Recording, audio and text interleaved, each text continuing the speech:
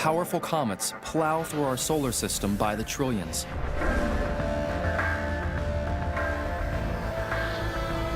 Some comet nuclei are over 100 miles in diameter and travel at speeds of 60,000 miles per hour. Sooner or later, one of these monsters will strike Earth, unless scientists can learn how to deflect or destroy them. But we don't even know what comets are made of, and what we don't know could kill us. In 2005, a $330 million bullet was shot into space on a NASA mission called Deep Impact. We're doing something that nobody has done. We have only one chance. It's all or nothing on the first try. The target was the heart of a comet. The goal, to learn at last what these killers are made of. We need to go into space and to the comet to create an enormous explosion that excavates this enormous hole. We've been hit by comets. We've been hit by asteroids. This time we get to take the revenge, and we're going to slam into the comet itself. Scientists tell the incredible story of how they smashed a probe into a comet on the 4th of July, and why fireworks like these could someday save our planet. We've got images of things that blow our minds away. I haven't had such an adrenaline rush since my first date. It was perfect today. This is exactly what we had built this spacecraft to do.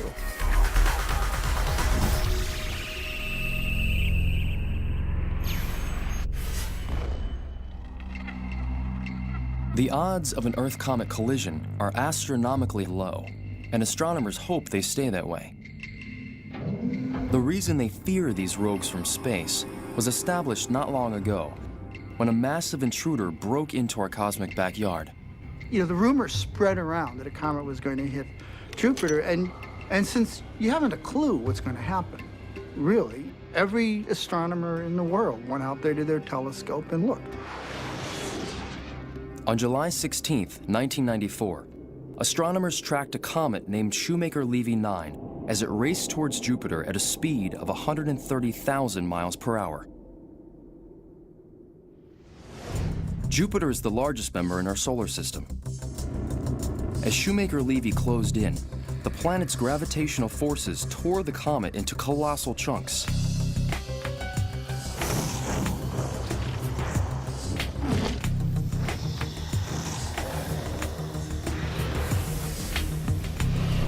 Some were larger than the island of Manhattan. Days later, astronomers witnessed the largest comet impacts in the history of science. The sheer size of the blast zones was a wake-up call to every man, woman, and child on our planet.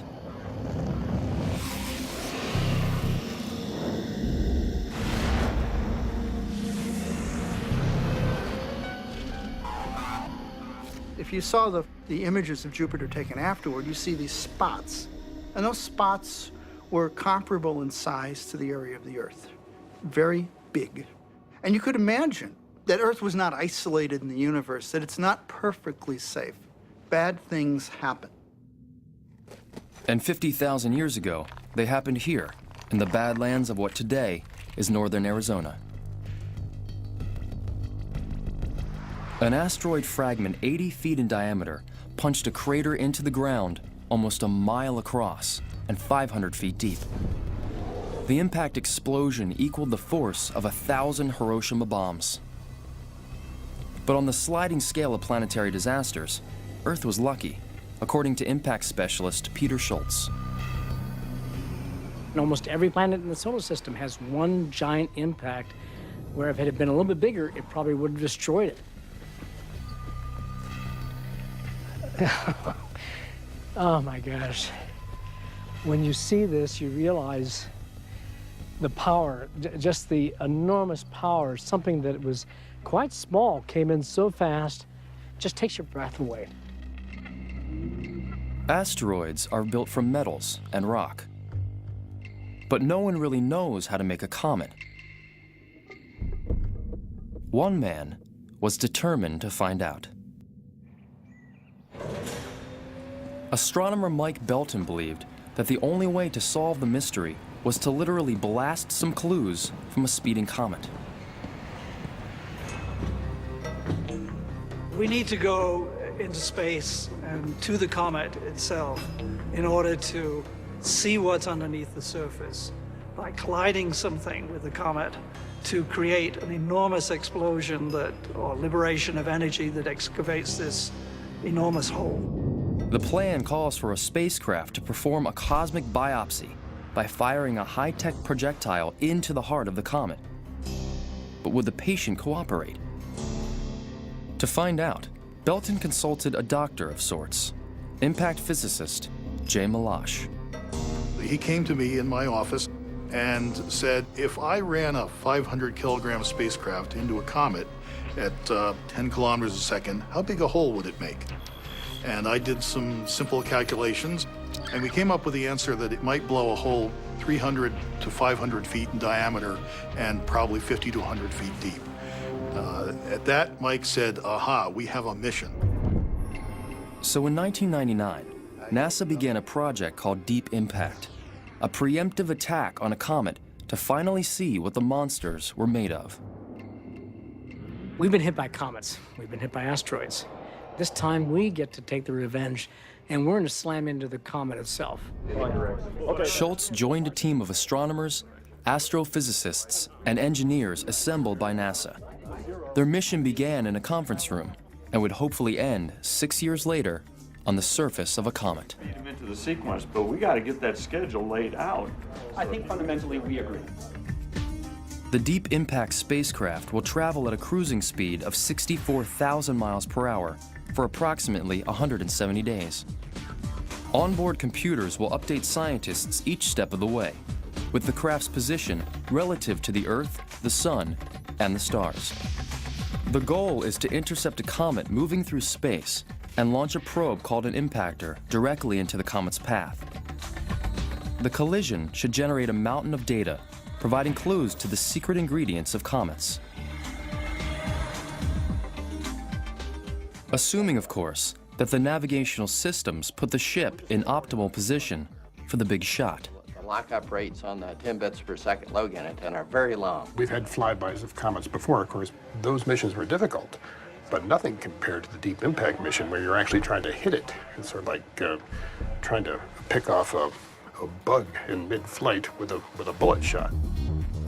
At Ball Aerospace, program managers Monty Henderson and John Marriott begin the arduous journey from scientific concept to actual construction of a complex spacecraft.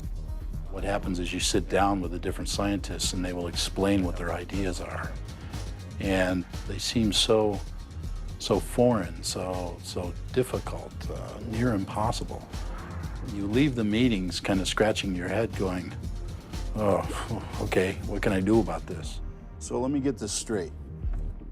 If I rotate the spacecraft like this, we're going to release the impactor spacecraft to head towards the nucleus of the comet. We're going to do a divert burn to miss the nucleus with the flyby spacecraft so that the flyby spacecraft doesn't impact the nucleus. Keeping the comet in the field of view. And then we're going to image the crater and turn to a safe mode and then go through the coma, the tail of the comet, into the dust field and survive. And all we have to do is make it light enough to get it off the ground. On this program, nobody can be afraid to take a risk because they're not relying on any historical program to say, oh, this is how they did it in the past, because no one's done this before. As the engineers sweat the details, astronomers face a challenge of their own. Choosing the right victim for a planned ambush in deep space. Comets are time capsules formed at the birth of our solar system.